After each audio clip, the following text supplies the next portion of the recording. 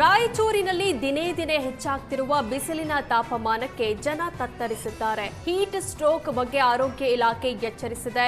ರಾಯಚೂರು ನಗರದ traffic ಸಿಗ್ನಲ್ನಲ್ಲಿ shelter ಇಲ್ಲದಕ್ಕೆ ವಾಹನ ಸವಾರರು ಕಂಗಾಲಾಗಿದ್ದಾರೆ.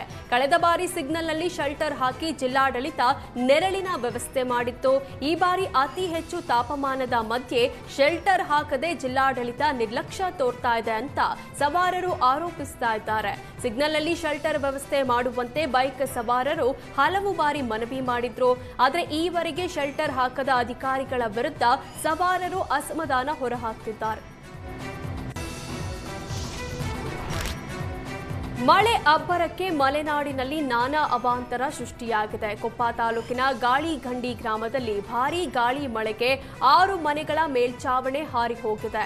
ಅಲಗೇಶ್ವರ ಗ್ರಾಮದಲ್ಲಿ ಮನೆ ಮೇಲೆ ಬೃಹತ್ ಮರ ಬಿದ್ದಿದ್ದು ಸದ್ಯ ಮನೆಯಲ್ಲಿದ್ದವರು ಪ್ರಾಣಾಪಾಯದಿಂದ ಪಾರಾಗಿದ್ದಾರೆ.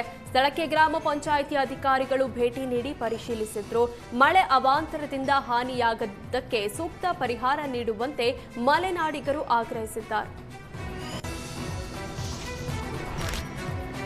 ಭಯಾನಕ ಬಿಸಿಲಿಗೆ ವಿಜಯಪುರದ ಜನರು ಕಂಗಾಲಾಗಿದ್ದಾರೆ. 42 ಡಿಗ್ರಿ ಸೆಲ್ಸಿಯಸ್ ತಾಪಮಾನ ದಾಖಲಾಗಿದ್ದು ತಾಪಮಾನ ಹೆಚ್ಚಳಕ್ಕೆ ಜಿಲ್ಲಾಡಳಿತ ಹೈ ಅಲರ್ಟ್ ಘೋಷಿಸಿದೆ. ಆಲಮೇಲ, ಸಿಂದಗಿ, ತಾಳಿಕೋಟಿ ಭಾಗದಲ್ಲಿ 42 ಡಿಗ್ರಿಗೂ ಅಧಿಕ ತಾಪಮಾನ ದಾಖಲಾಗಿದ್ದು ಜಿಲ್ಲಾಸ್ಪತ್ರೆಯಲ್ಲಿ ಹೀಟ್ ಸ್ಟ್ರೋಕ್ ವಾರ್ಡ್ ನಿರ್ಮಾಣ ಮಾಡಲಾಗಿದೆ.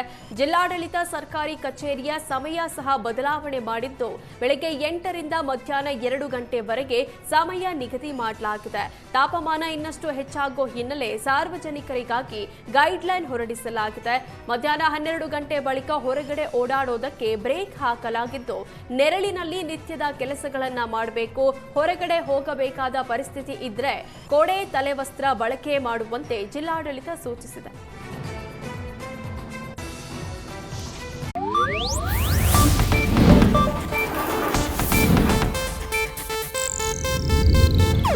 ಇದು ಏಷ್ಯಾನೆಟ್ ನ್ಯೂಸ್ ನೆಟ್ವರ್ಕ್ ಪ್ರಸ್ತುತಿ.